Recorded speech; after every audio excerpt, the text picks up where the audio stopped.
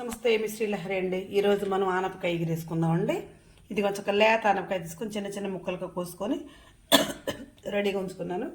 కాసిన 2 పచ్చిమిరకాయలు, కారం వేయకుండా అచ్చం పచ్చిమిరకాయలతో చేద్దామండి. కాసిన ఉల్లిపాయ ముక్కలు, కాస్తంత కరివేపాకు, 4 ఎండుమిరపకాయలు, 2 వెల్లిపాయలు. ఫస్ట్గా ఆయిల్ పెట్టేశాను కదండి. ఆయిల్ కాగింది. ముందుగా ఏం చేద్దామంటే ఎల్లిపాయ వేద్దామండి. నెక్స్ట్ ఎండుమిరపకాయలు, థర్డ్ వచ్చేసి పచ్చిమిరపకాయలు.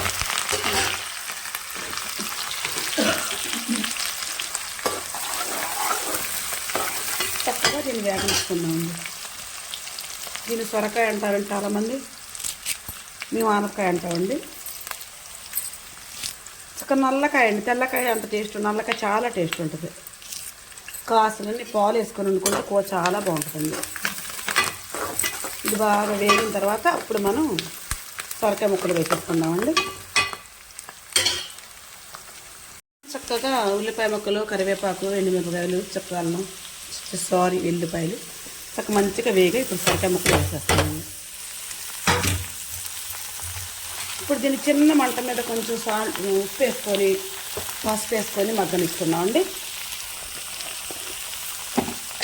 గల్లుప్పు వేసుకుందామండి, ఎందుకంటే వాటర్ ఉంటుంది కాబట్టి ఇందులో గల్లుప్పు సరిపోతుంది.